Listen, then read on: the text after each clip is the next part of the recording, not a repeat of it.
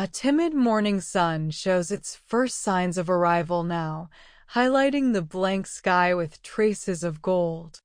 The stars have nearly disappeared, ready to retire, another night's work nearly complete. This is the place where the evening meets the daylight, conversing with one another without any expectation. Soon it will be full dawn, but for now the world sleeps soundly beneath a blanket that the two skies have woven together. There is a house discreetly nestled between earth and sky. Slightly overgrown and shabby, it stands alone, comfortable with its simplicity. It is a house of retrospection and secrets. Family gatherings, holidays, births, deaths, shadows of the past burned and buried within its brick walls. It is a house that belongs to no one. Rather, it grants permission to share its warmth for a while before making an imprint in its memory. Fletcher Nello waits patiently at his post on the front porch. He drinks strong, bitter coffee now, swallowing it in gulps. He smokes as he leans against the aging rail. And he breathes. Chilly morning air fills his aching chest. Cloudy blue smoke escapes back to the atmosphere. In and out. In and out. Fletcher memorizes the rhythm. It is the only sound on earth now. The stillness is suffocating. Fletcher stands perfectly still with it, wondering if today will be the day that the quiet world around him will swallow him whole, let him disappear into the horizon and blend into the brilliant colors that have begun to creep across the sky.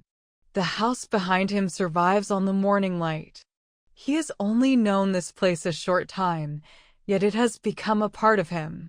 Perhaps it is his only link between reality and oblivion. He is free here. He is free from the strain of the city, of the commanding life that he left behind, of every responsibility. It is funny how nothing matters here. Fletcher has no family, only strangers with faces that resemble his own.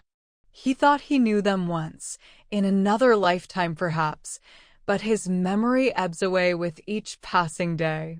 He has no definition of home. He has only the moments as they escape with each passing breath. He has the warmth of the sun as it kisses his cheeks each morning and the companionship of the stars as they watch over him each night.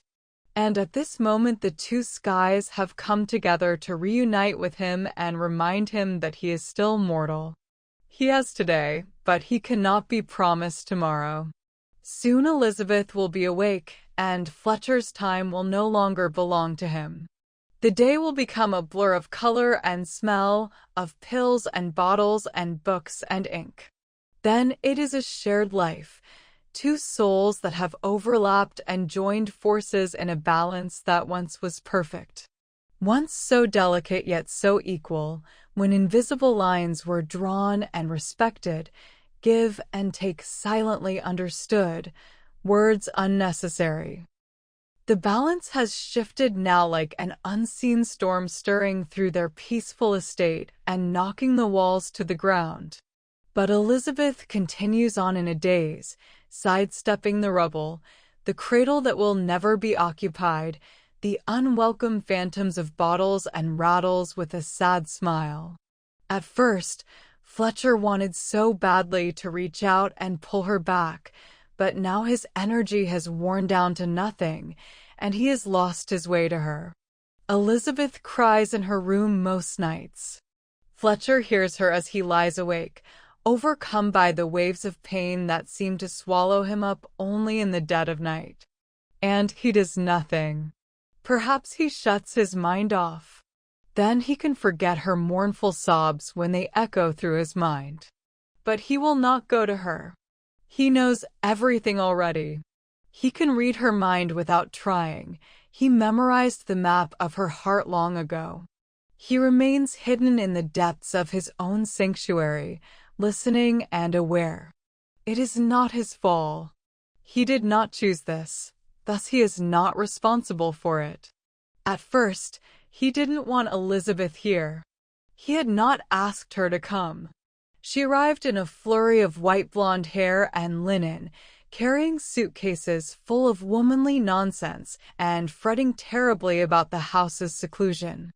The first few days of her arrival became nothing more than a series of scenes jumbled together as she bustled around the house until it became hers as well. She brought teas from far-off places, cooked food with impossibly named spices, filled the house with flowery scents. She rid the cabinets of anything canned or boxed, cleared the refrigerator of beer and wine. She did this because she loved him, as she had always loved him, and he understood that. She loved him with no expectation, not needing to be loved in return because she knew that he could not give that to her. Nor did he want to. On days like these, Fletcher remembers how it was to wake up next to her.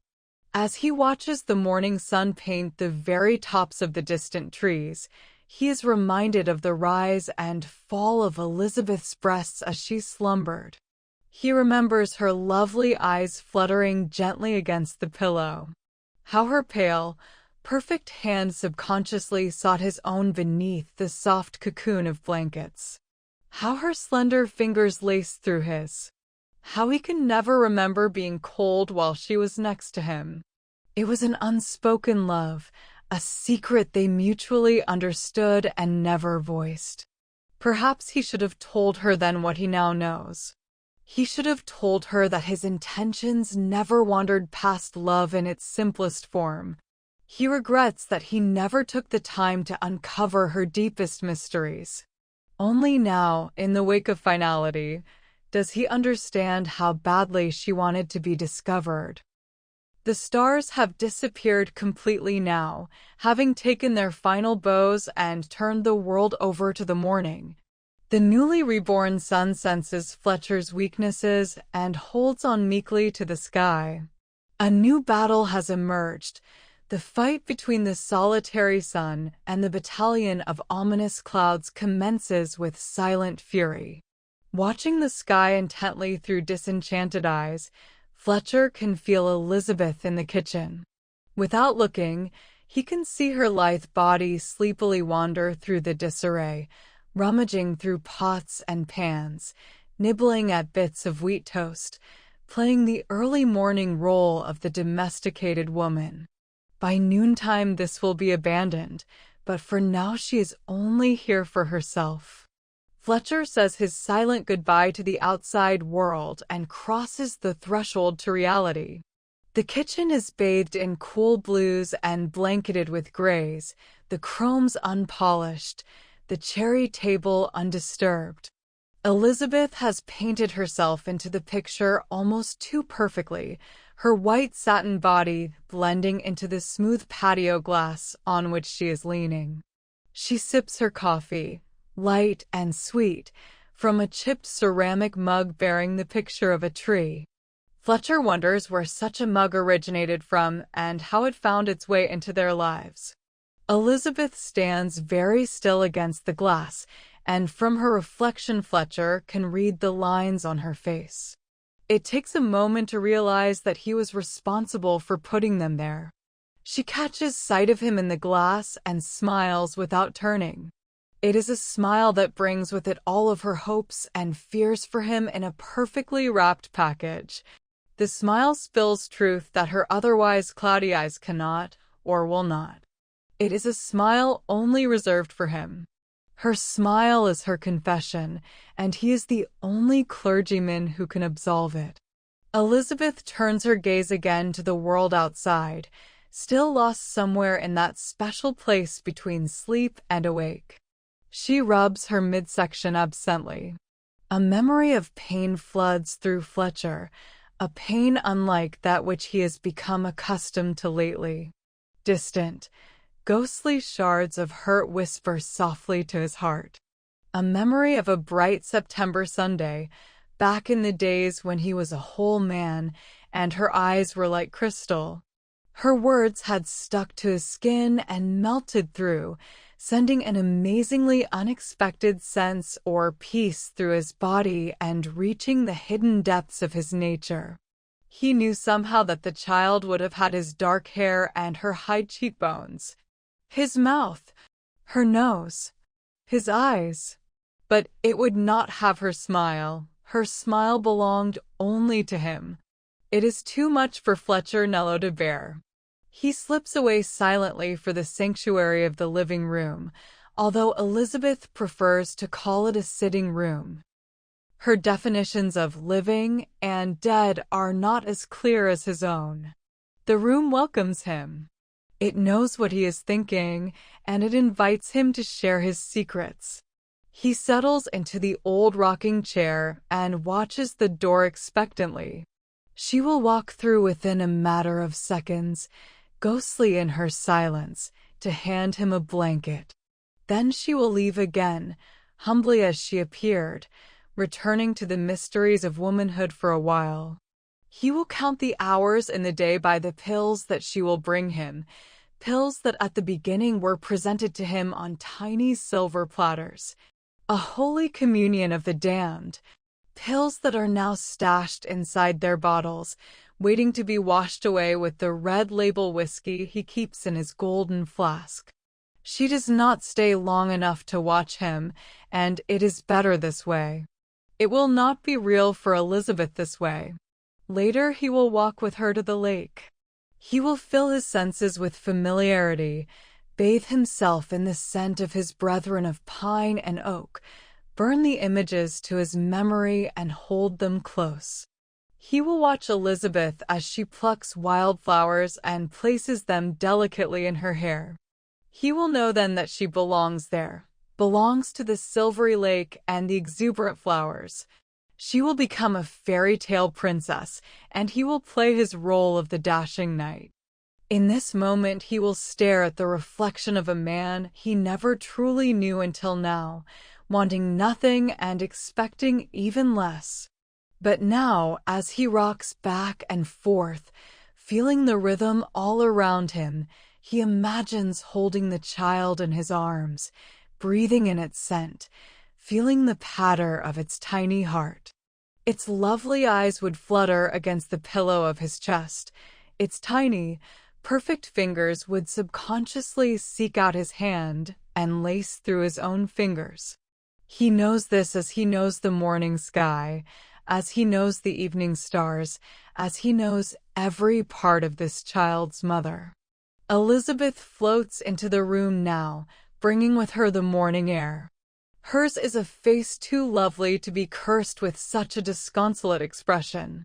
There should be happiness behind those eyes, celebration and hope inside that gaze. Instead, there is disease. There is tragedy. There is a lifetime of regret. Or perhaps he simply sees his own reflection upon her face. Fletcher wants to tell her that it was not her who put him here. No, she was put here for him. She was sent by the evening stars to take his place. Perhaps in her, all of his secrets will become truth. But as she sits delicately beside him now, he understands that there are no words left between them. They watch the window methodically until the early afternoon sky succumbs to black clouds and the march of the gallant rain begins against the pane. Elizabeth says nothing as her lovely fingers find their way around his. In another lifetime, Fletcher would have been afraid of the storm. But today her has become the eye of it. It is here today after the lake, the pills, the red label that Fletcher will join the stars. He will sit like this, Elizabeth by his side, and grow dark with the world. He will become the evening sky. He will at last hold the child with his eyes and her nose. He will take his final breath. But at this moment, he is home, here in the time of plenty. Please don't forget to subscribe and give it a like. There are many more interesting stories to come. Thank you.